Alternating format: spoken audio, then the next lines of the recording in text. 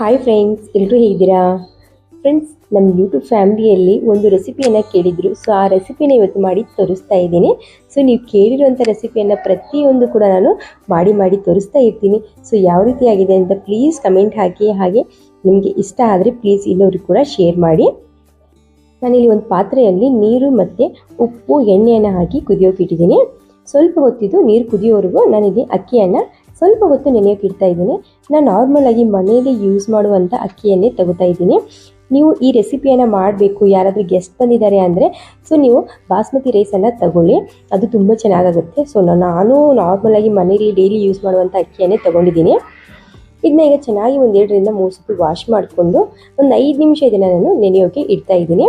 Basmati rice ಆದರೆ ಒಂದು half an hour ಆದರೂ ನೆನೆಯೋಕೆ ಇಡಬೇಕು. 5 ನಿಮಿಷದಲ್ಲಿ ಈಗ ನೀರು ಕೂಡ ಕುದೀತಾ ಇತ್ತು. ನಾನು ನೀರನ್ನೆಲ್ಲ ಸಪ್ರೇಟನ್ನಾಗಿ ಮಾಡಿ ಅಕ್ಕಿಯನ್ನು ಇದರಲ್ಲಿ ಸೇರಿಸ್ಕೊಂಡಿದ್ದೀನಿ. ಇಲ್ಲಿ ರೈಸ್ ಕುಕ್ ಆಗೋವರೆಗೂ ನಾವು ತರಕಾರಿಯನ್ನು ಕಟಿಂಗ್ ಮಾಡ್ಕೊಳ್ಳೋಣ. ತರಕಾರಿ ನಿಮ್ಗೆ ಯಾವ್ದು ಇಷ್ಟನೋ ಅದನ್ನು ಇದರಲ್ಲಿ ಸೇರಿಸ್ಕೋಬೋದು. ಆದರೆ ಫ್ರೈಡ್ ರೈಸ್ಗೆ ಬೇಕಾಗಿರುವಂಥ ತರಕಾರಿ ಕೂಡ ತುಂಬಾ ಮುಖ್ಯ. ಸೊ ಅದು ಯಾವುದಂತ ನನಗೆ ವಿಡಿಯೋದಲ್ಲಿ ಹೇಳ್ತೀನಿ. ಈಗ ನಾನು ತರಕಾರಿ ಕಟ್ ಮಾಡ್ತಾ ಇದ್ದೆ, ರೈಸ್ ಕೂಡ ಕುಕ್ ಆಗ್ತಾ ಇದೆ. ರೈಸನ್ನು ನೀವು ತುಂಬ ಉದುರಾಗಿ ಮಾಡಿಕೊಂಡ್ರೆ ಫ್ರೈಡ್ ರೈಸು ತುಂಬಾ ಚೆನ್ನಾಗಿ ಅನಿಸುತ್ತೆ. ಹೊರಗಡೆ ನಾವೆಲ್ಲ ತಿಂತೀವಿ ನೋಡಿ, ಅದೇ ರೀತಿ ಆಗುತ್ತೆ ಟೇಸ್ಟ್ ಕೂಡ, ಹಾಗೆ ನೋಡೋಕ್ಕೂ ಕೂಡ. ನಮ್ಮ ಮನೆಯಲ್ಲಿ ನಾನಿಲ್ಲಿ ಫ್ರೈಡ್ ರೈಸು ಆ ರೀತಿ ಮಾಡಿದ್ರೆ ಸೊ ನನ್ನ ಮಗ ಸ್ವಲ್ಪನೂ ತಿನ್ನೋದಿಲ್ಲ, ಎಲ್ಲ ನಾನು ಒಬ್ಬಳೇ ತಿನ್ಕೊಂಡ್ಬಿಡ್ಬೇಕಾಗುತ್ತೆ. ಹಾಗಾಗಿ ನಾನು ಸ್ವಲ್ಪ ಮೆತ್ತಗೆ ಮಾಡ್ತಾಯಿದ್ದೀನಿ. ರೈಸ್ ಇಲ್ಲಿ ಕುಕ್ ಆದ ನಂತರ ಪೂರ್ತಿ ಇಲ್ಲಿ ನಾನು ಜರಡಿಗೆ ಹಾಕ್ತಾಯಿದ್ದೀನಿ. ನೀರೆಲ್ಲ ಸಪ್ರೇಟನ್ನಾಗಿ ಮಾಡ್ಕೋಬೇಕು. ನನ್ನ ಹತ್ರ ಇಲ್ಲಿ ಟೈಮ್ ಇಲ್ಲ, ಸೊ ವಿಡಿಯೋ ಮಾಡ್ತಾ ಇದ್ದೀನಿ ಅನ್ನೋ ಕಾರಣಕ್ಕೆ ನಾನಿಲ್ಲಿ ಜರಡಿಯಲ್ಲಿ ಹಾಕಿ ಸ್ವಲ್ಪ ಹೊತ್ತು ತನಗೋಗಿ ಬಿಡ್ತಾ ಇದ್ದೀನಿ. ನಿಮ್ಮ ಹತ್ರ ಟೈಮ್ ಇದ್ದರೆ ನೀವು ನೀರನ್ನೆಲ್ಲ ಸಪ್ರೇಟನ್ನಾಗಿ ಮಾಡಿ ಅದೇ ಪಾತ್ರೆಯಲ್ಲಿ ಬಿಡ್ಬೋದು. ಮೇನ್ ಇಂಪಾರ್ಟೆಂಟ್ ಏನಪ್ಪ ಅಂದರೆ ಎಲೆಕೋಸು. ಈ ಎಲೆಕೋಸನ್ನು ಫ್ರೈಡ್ ರೈಸಲ್ಲಿ ಹಾಕಲೇಬೇಕು ಫ್ರೆಂಡ್ಸ್. ಎಲೆಕೋಸನ್ನು ಕೂಡ ನಾನಿಲ್ಲಿ ಸಣ್ಣ ಪೀಸಸ್ಸಾಗಿ ಕಟ್ ಮಾಡ್ಕೊತಾ ಇದ್ದೀನಿ, ಆದರೆ ಉದ್ದುದ್ದಾಗಿ ಕಟ್ ಮಾಡ್ಕೊತಾ ಇದ್ದೀನಿ. ನಿಮ್ಗೆ ಯಾವ ರೀತಿ ಬೇಕೋ ಆ ರೀತಿ ಕಟ್ ಮಾಡ್ಕೊಳ್ಳಿ. ಎಲೆಕೋಸು ಸ್ವಲ್ಪ ಉದ್ದುದ್ದಾಗಿದ್ರೇ ಚೆನ್ನಾಗಿ ಅನಿಸುತ್ತೆ ಫ್ರೈಡ್ ರೈಸಲ್ಲಿ. ನಂತರ ಮೇನ್ ಇಂಪಾರ್ಟೆಂಟ್ ಏನಪ್ಪ ಅಂದರೆ ಇದರಲ್ಲಿ ಈರುಳ್ಳಿ ಸೊಪ್ಪು ಕೂಡ. ಈರುಳ್ಳಿ ಸೊಪ್ಪನ್ನು ಕೂಡ ನಾವು ಪ್ರತಿಯೊಂದು ಚೈನೀಸ್ ಫುಡ್ಡಲ್ಲಿ ಹಾಕ್ತಾರೆ.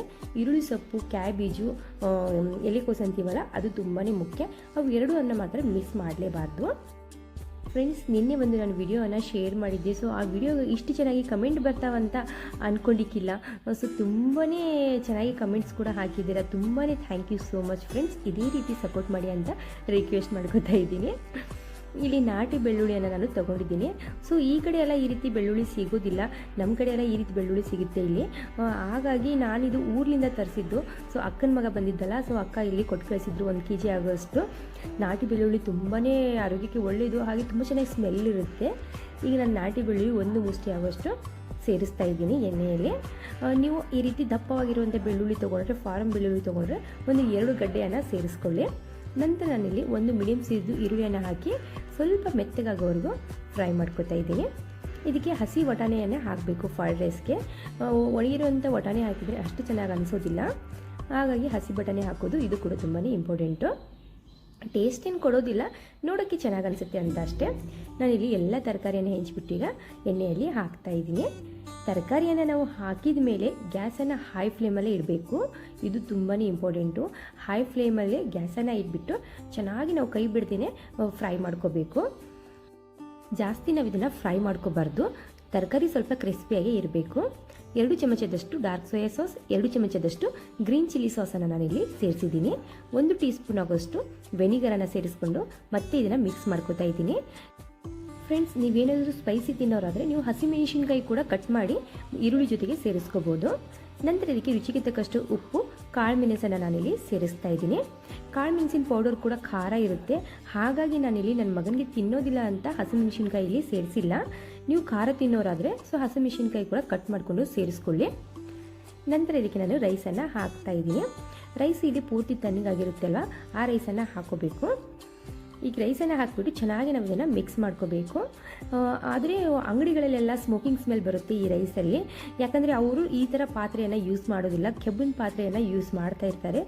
ಆದರೆ ಅವರು ತುಂಬ ಗ್ಯಾಸನ್ನು ಹೈ ಫ್ಲೇಮಲ್ಲಿ ಇಟ್ಬಿಟ್ಟು ಚಟಾಪಟ ಅಂತ ಮಾಡ್ತಾನೇ ಇರ್ತಾರೆ. ಅದರಿಂದ ಅವ್ರದ್ದು ಸ್ಮೋಕಿಂಗ್ ಸ್ಮೆಲ್ ಬರುತ್ತೆ ರೈಸಲ್ಲಿ. ನಮ್ಮದು ಮಾತ್ರ ಸ್ಮೋಕಿಂಗ್ ಸ್ಮೆಲ್ ಬರೋಲ್ಲ, ಅದು ಒಂದೇ ಮಿಸ್ಟೇಕ್ ಆಗುತ್ತೆ ಅಷ್ಟೇ. ಅದನ್ನು ಬಿಟ್ಟರೆ ಟೇಸ್ಟ್ ಹೆಂಗಾಗಿದೆ ಅಂತ ನಿಮಗೆ ತಿಂದ್ಬಿಟ್ಟೆ ಹೇಳ್ತೀನಿ. ಸೊ ಇಲ್ಲಿ ಫ್ರೈಡ್ ರೈಸ್ ಕೂಡ ರೆಡಿ ಆಯಿತು, ನೋಡ್ತಾ ಇರ್ಬೋದು. ಸ್ವಲ್ಪ ಮೆತ್ತಗಾಗಿದೆ, ಸೊ ಉದುರುದುರಾಗಿದ್ರೆ ಚೆನ್ನಾಗಿರ್ತಿತ್ತು. ಬಟ್ ನನ್ನ ಮಗ ತಿನ್ನೋದಿಲ್ಲ, ಅವ್ನು ಬಿಟ್ಟು ನನಗೆ ತಿನ್ನೋಕೆ ಆಗೋದಿಲ್ಲ. ಹಾಗಾಗಿ ನಾನು ಸ್ವಲ್ಪ ಮೆತ್ತಿಗೆ ಮಾಡ್ಕೊಂಡಿದ್ದೀನಿ. ನಾನು ಇನ್ನೂ ವಿಡಿಯೋ ಮಾಡ್ತಾಯಿದ್ದೀನಿ, ಆವಾಗಲೇ ಟೇಸ್ಟ್ ಮಾಡೋಕ್ಕೆ ನಿಂತಿದ್ದಾನೆ. ಸೊ ಬಿಸಿ ಇತ್ತು, ಬಿಸಿ ಬಿಸಿಯಾಗಿದ್ದು, ಹಾಗೆ ಸರ್ವ್ ಮಾಡಿದ್ದಲ್ಲ. ಸೊ ಈಗ ನಾನಿಲ್ಲಿ ಟೇಸ್ಟ್ ಮಾಡಿ ಕೂಡ ಹೇಳ್ತೀನಿ. ಸೊ ನಿಮಗೆ ಹೋದ ವಿಡಿಯೋದಲ್ಲಿ ಕೂಡ ನಾನು ಹೇಳಿದ್ದೀನಿ, ಚೆನ್ನಾಗಿದೆ ಅಂತ ಹೇಳ್ತೀನಿ, ಇಲ್ಲಪ್ಪ ಅಂದರೆ ಇಲ್ಲ ಅಂತ ಹೇಳ್ತೀನಿ. ಯಾಕಂದರೆ ನೀವು ಮನೇಲಿ ಟ್ರೈ ಮಾಡಿ ಚೆನ್ನಾಗಿಲ್ಲ ಅಂದರೆ ಮತ್ತೆ ನನಗೆ ಬ್ಯಾಡ್ ಕಮೆಂಟ್ ಹಾಕ್ಬಿಡ್ತೀರಾ. ಹಾಗಾಗಿ ನಿಜ ಹೇಳಿದರೆ ತುಂಬಾ ಒಳ್ಳೆಯದು. ಸೊ ನಿಮಗೂ ಕೂಡ ಒಂದು ನಂಬಿಕೆ ಅಂತ ಬರುತ್ತೆ ಅಲ್ವಾ. ಹಾಗಾಗಿ ನಾನು ಚೆನ್ನಾಗಿದೆ ಅಂತ ಹೇಳ್ತೀನಿ, ಇಲ್ಲ ಅಂದರೆ ಇಲ್ಲ ಅಂತ ಹೇಳ್ತೀನಿ. ಸೊ ರೈಸ್ ಅಂತೂ ತುಂಬಾ ಟೇಸ್ಟಿಯಾಗಿತ್ತು, ಸೊ ಮೆತ್ತಗಾಗಿತ್ತು ಅಷ್ಟೇ. ಸೊ ನನ್ನ ಮಗನಿಗೆ ಮಾತ್ರ ಸೂಪರಾಗಿತ್ತು ಅಂತ ಅನ್ಕೋತೀನಿ. ಯಾಕಂದರೆ ಅವನು ತಿಂದಿಲ್ಲ, ಅವನಿಗೆ ಸಪ್ಪೆ ಅಂದರೆ ತುಂಬ ಇಷ್ಟ, ಹಾಗೆ ತುಂಬಾ ಇಷ್ಟಪಡ್ತಾನೆ ರೈಸ್ ಐಟಮ್ ಕೂಡ ಅವನು. ಈ ವಿಡಿಯೋ ನಿಮಗೆ ಇಷ್ಟ ಆಯ್ತು ಅನ್ಕೋತೀನಿ. ಈ ವಿಡಿಯೋ ಇಷ್ಟ ಆದರೆ ಪ್ಲೀಸ್ ನಮ್ಮ ಚಾನಲ್ಗೆ ಸಪೋರ್ಟ್ ಮಾಡಿ ಫ್ರೆಂಡ್ಸ್. ಈ ವಿಡಿಯೋ ನೋಡೋದಕ್ಕೆ ಥ್ಯಾಂಕ್ ಯು ಸೊ ಮಚ್.